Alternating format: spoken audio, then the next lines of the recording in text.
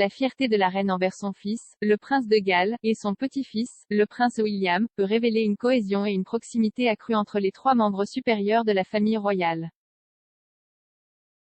Sa Majesté, 95 ans, a salué les efforts des deuxième et troisième prétendants au trône lors d'un discours préenregistré pour la COP26, auquel elle avait prévu d'assister avant que les conseils des médecins ne voient sa visite annulée. Parmi les héritiers et la reine, une source a déclaré au Times que la crise et la controverse qui frappent la famille royale ont cimenté le fait que, sur toutes les questions clés, elles sont toutes alignées. Ils ont ajouté, ils ont dû en débattre, et ils ont constaté qu'ils étaient tous d'accord. La monarchie a résisté à la bataille juridique en cours menée par le fils de la reine, le prince Andrew, contre son accusatrice américaine, Virginia Giuffre. Un juge fédéral a confirmé une date de début pour les plaidoiries orales autour de la requête du prince Andrew de rejeter le procès de Madame Giuffre, qui débutera le 4 janvier 2022. L'année prochaine marquera la 70e année du règne de la reine et les célébrations de son jubilé de platine. L'affaire civile contre le duc d'York a été lancée par Madame Giuffre, qui affirme que le prince Andrew l'a agressé sexuellement à 3 reprises. Le duc d'York a toujours nié les allégations. L'année dernière, la monarchie a été secouée par le départ du prince Harry et de Meghan, duchesse de Sussex, de leurs fonctions royales actives. Le couple, prenant du recul par rapport à la famille, a déménagé dans l'état d'origine de Meghan, la Californie, et a rendu son titre de RHS. À la suite de la séparation très médiatisée du cabinet, Meghan et Harry ont raconté leur version de l'histoire de la faille royale dans une interview explosive avec l'animatrice de chat américaine Oprah Winfrey. L'interview a été diffusée en mars 2020, et a mis en évidence l'étendue de la distance qui s'était creusée entre les Sussex et la firme. Meghan a déclaré à Oprah et aux téléspectateurs qu'il y avait eu plusieurs conversations au sein de la famille royale sur la noirceur de la peau du fils du duc et de la duchesse, Archie.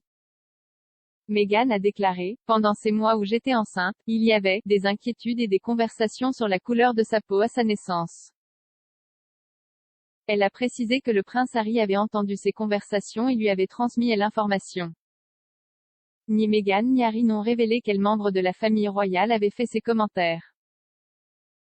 Le prince Harry a déclaré, cette conversation, je ne la partagerai jamais.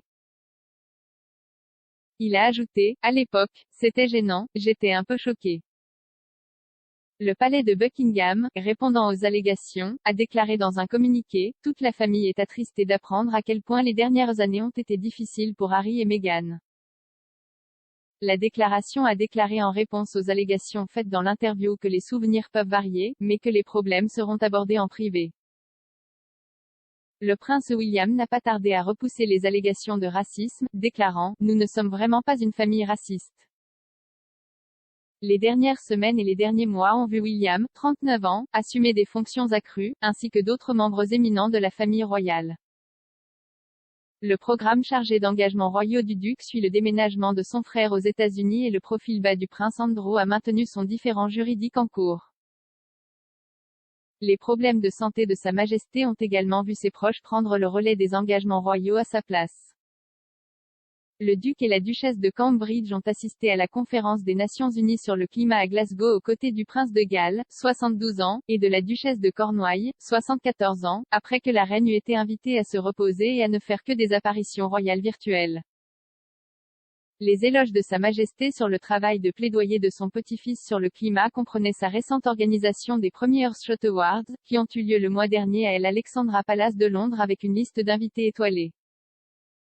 Le prince de Galles a ouvert la COP26 avec un discours passionné, suivi de l'appel de son fils plus tard dans la semaine pour que les dirigeants réunis rendent l'impossible possible.